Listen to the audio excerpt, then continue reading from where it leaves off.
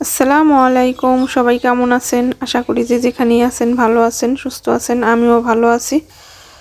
তো সবাইকে জানাই স্বাগতম আমার ছোট্ট পরিবারে। তো প্রতিদিনের মতো আজকেও নিয়ে আসলাম আপনাদের মাঝে ছোট্ট একটা ভিডিও। তো এই যে দেখেন, আমি হলাম যাচ্ছি আমাদের পেঁপে খেতে বাড়ির সামনে। এই যে আব্বা মা হলো পেঁপে ছিঁড়তেছে, কারণ একটু বাতাস আসলে পরে পেঁপে গাছগুলো ভাঙা যায়। তো এখন হলো বৃষ্টি নামতেছে, এই কারণে আব্বা হলো পেঁপেগুলো ছিঁড়ে দিতেছে। এই যে দেখেন,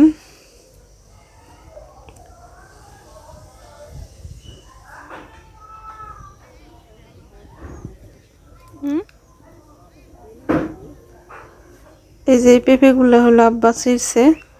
তো গাছগুলো হলো একটু বড় বড়, তো এই কারণে আব্বা হলো লাঠি দিয়ে ছিঁড়তেছে। আবার কিছু গাছ ছোট আছে, ওইগুলো হাত দিয়ে ছিঁড়তেছে। এই যে দেখেন, এই ক্ষেতে হলো অনেক গাছ ছিল, সব ঝড় বৃষ্টিতে পড়ে গেছে, তো ভেঙে গেছে। তো এই যে দেখেন, পেঁপে ছিঁড়া শেষে এই যে এগুলো হলো বাড়িতে নিয়ে যাইতেছে, কারণ বৃষ্টি আসে একটু পরে পরেই। তাই পেঁপে ভিজলে পরে আবার সমস্যা। আর পেঁপে ছিঁড়ার কাজ হলো অনেক কষ্টের, কারণ পেঁপের কষে হলো হাত পা ঘা হয়ে যায়। এই কারণে হলো বাড়িতে নিয়ে যাইতেছে, যে বারান্দায় আনছে, এখানে হলো প্যাকেট করা হইব। আর আমার আব্বা মা হলো পরিশ্রম করে অনেক, কারণ আব্বা হলো কৃষক, সব সময় ক্ষেত খামারে এই কাজ করে। তো এই যে দেখেন, এই পেঁপেগুলা ছিঁড়া হয়েছে। তো এইগুলো হলো প্যাকেট করতেছে আব্বা মা।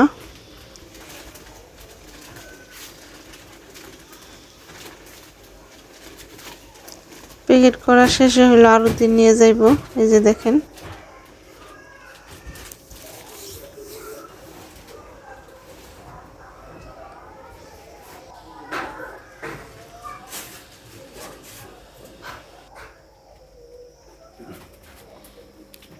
তো আর এখন হলো পেঁপের অনেক দাম, প্রায় 30-35 টাকা কেজি করে যায়।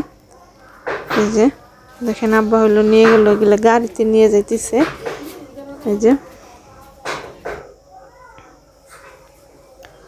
তো মা হলো এই যে পেঁপে প্যাকেট করার শেষে হলো এই জায়গা হলো মা চাপড়ি বানাইবো। এই জায়গা খুদ ডাউল এগুলো ভিজিয়ে রাখছিল মা।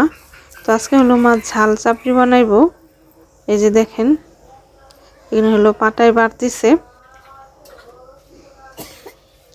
তো এই জায়গায় দেখেন মশলা টসলা দিয়ে রাখছে আর কি।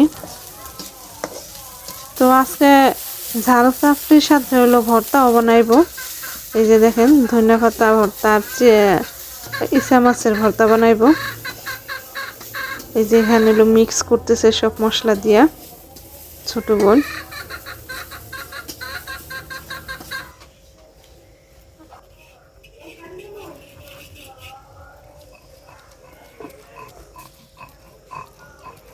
ছোট বোন হলো ভর্তা বাড়তেছে। এই যে দেখেন, 2 পদের ভর্তা বাটলো। আর এই যে মা চাপড়ি বানাইতেছে। তো এই চাপড়িগুলা কিন্তু খাইতে অনেক মজা, আমরা গ্রামের মানুষ খাই, অনেকেই পছন্দ করি।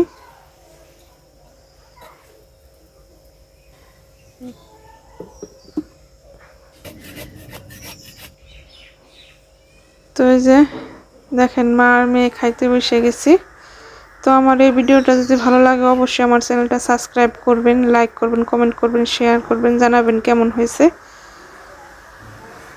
তো সবাই ভালো থাকবেন, আল্লাহ হাফেজ।